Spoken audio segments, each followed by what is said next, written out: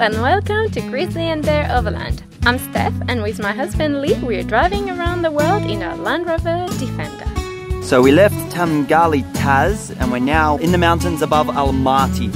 We had to escape the heat, it was just too hot down there, so we've come up into the mountains. We came up here to another rock climbing area that I had the location for. Found a really cool campsite and we're literally like 30 minutes out of Almaty city itself. What have you got? Avocado! They don't look fantastic, do they? But it was a good surprise to see avocado. We haven't seen that in Kyrgyzstan. We found it on the shelf at the first supermarket we went to here in Kazakhstan. I was going to do the cooking, but Steph said she needed a break because she's been busy doing subtitles, which is the worst part of the editing process. So it's time for dinner. I'm not sure if we filmed these yet or not. We do our big clean outs every now and then, and we got rid of the massive chairs and also the big table. They were just too big, taking up too much space. We were going to try to go without chairs at all. Wasn't working so good. Now, we first saw these Helinox chairs, or one of them, when our friend Barry visited us in Georgia. He was riding his motorbike from Brisbane, Australia to Portugal. And he had one of these. We thought they were fantastic, and they really are. They are so small and ultra lightweight. And we also bought a little matching table. We're not sponsored by these guys. We bought these chairs ourselves because we thought we needed them. Merci beaucoup, Steffi. Look what I got for dinner. Chili con carne. I'm gonna head out the front to tonight's dining room. Here's another beauty of a Defender. That's probably the most used table that we've got. Every Land Rover Defender owner can relate to these side sill. Put your beer on it, your coffee on it, your tools on it, your dinner on it. Bon appétit. Bon app. À table. Huge benefit of traveling around the mountains because there's always access to nice, clean, fresh water. It's an easy one to handle, 5 litre. We were free and running, never bothered about what could be coming. Every day we danced and life was smiling. We were young and bright. Thank you. We are headed to Butakovsky Waterfall, if I'm pronouncing that correctly, Butakovsky, and we are looking for another climbing area. Without you I'm sinking, I'm always shining next to you. Oh, I got you, there's no reason to chasing pavement on my own. I think we're on the right trail because, maybe you can't see, but there's a rock climber.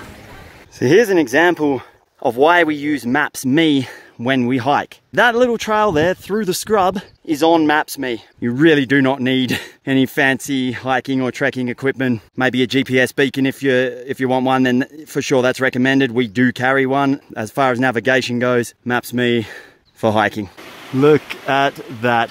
And all the rock climbing is to either side of it. How cool is that? Very, very awesome.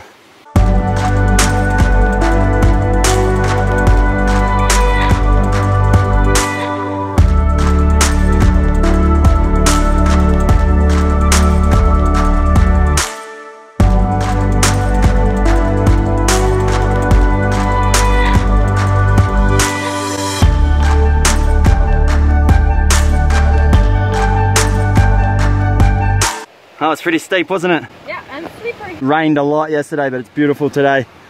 And this is what we love about rock climbing. We left the base of the waterfall behind about 20 minutes ago. Now we've just done this really intense, steep, slippy walk up to the top of the mountain and over into the next gully. So we're at the very top of the waterfall now. There's no one around, and that's a rock climbing area. Climbing always takes you just that little bit further than where the path stops for everybody else. Look at that for a crag. Whoa, nearly fell over. That's all fully bolted. Very tough climbing, but I think there's 1 or 2 we can do there.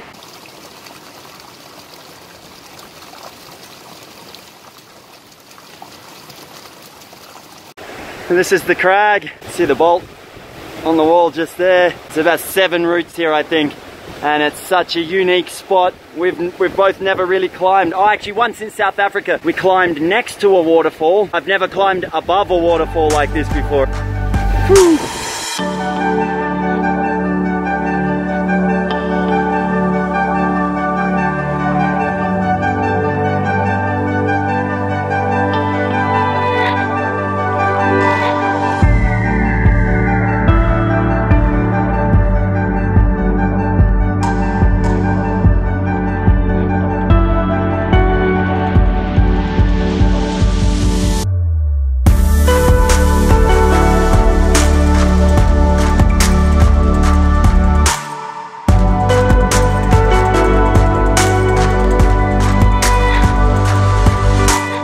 There's Steffi gearing up for the big wall. It's not actually that big. It's only about 15 meters high.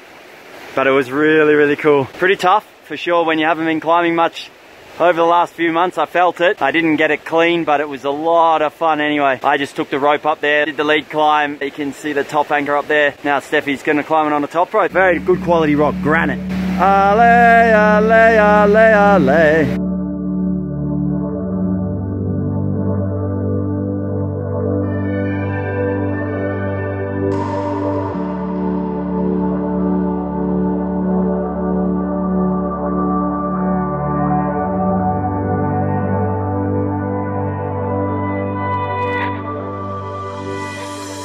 Well, that's it for the day. We only did a couple of climbs. They were extremely hard, or in climbing terminology we call them sandbag, which means the grades were way more difficult than what the climbs were. We're not climbing so strong, but for sure we knew they were tough. An hour walk out of here, and then we've got to find a campsite.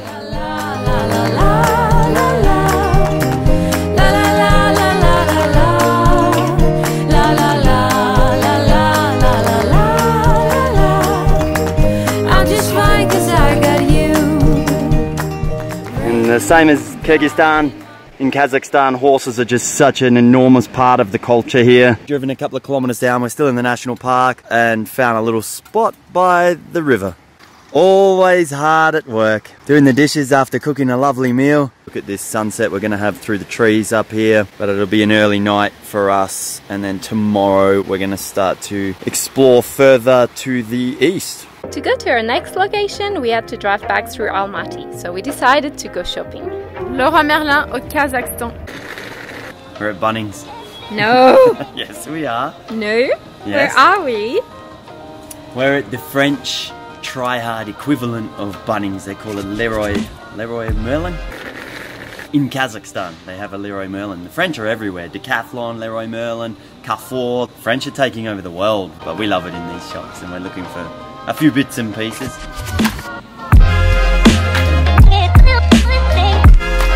What are you having? Ah, cucumber and baguette. Cucumber sandwich? Some people love cucumber sandwich. I was going to say something. Ah, we've been blocked by the dude over there in the background. You can see him sitting there watching us with his boom gate. We don't know why. We're trying to get to an area which was recommended to us by a guide we met at the place we got our car serviced. Maps.me's taken us down a road which has got us blocked. We can't go through there, so we're gonna have to find another way around. So we thought, good time to stop for lunch. Thank you, merci beaucoup. I've placed a new hook lower than the other one, so I can access my keys from outside the camper without having to use the step. We also bought a 12-volt fan.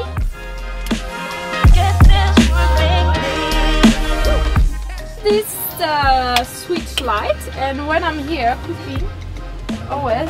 Switch light or light switch? I don't know if everyone's four-wheel campers are like this, but they put all the other switches to the outside lights are down there in a good place where you can reach them from outside and everything.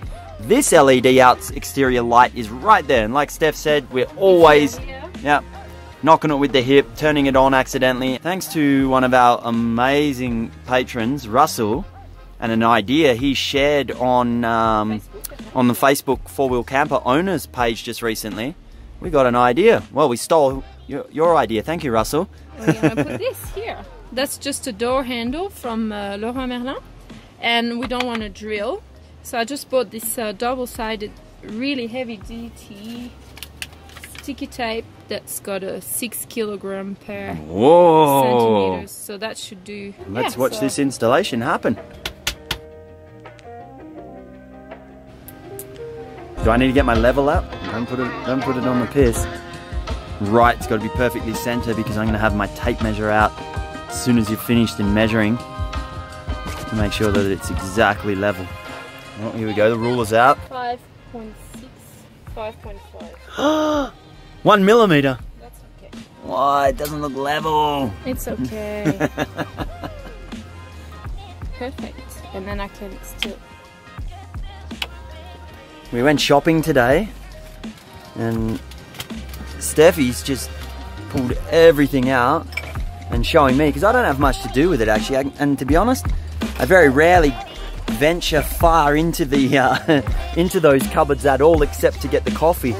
and that's right at the front, so I don't really see what can be stored or what is in there. I know what when we go shopping, Steph's in charge of this department, and she's just said to me, did you know how much we can actually store? And I was like, no, not at all. And look at that. I'm shocked. Even you're shocked.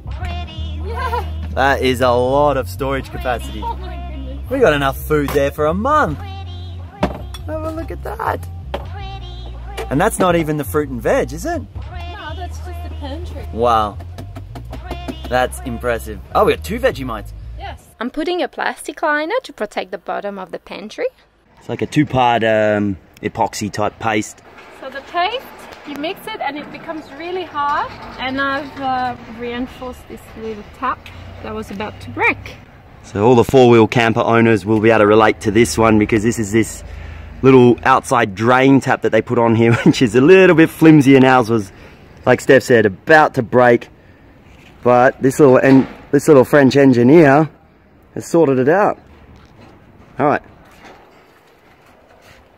I've used that in the past.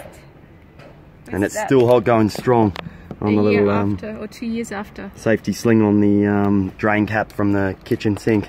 And also we found a couple of holes in the 2 corners of the roof, which we've patched up as well. Well guys, that's it for today. But because we're super excited to share next week's episode, here is for you an extra long preview of a very special experience we had here in Kazakhstan. We just arrived at a camp and we've just been invited by a family. Hi guys, welcome to Kazakhstan!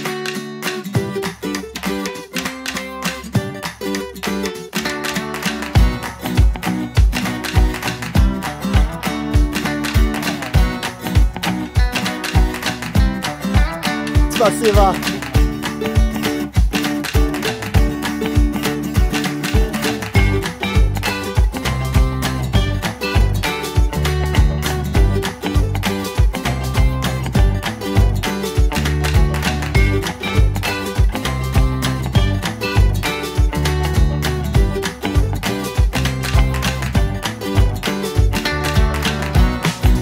I don't even know where to begin.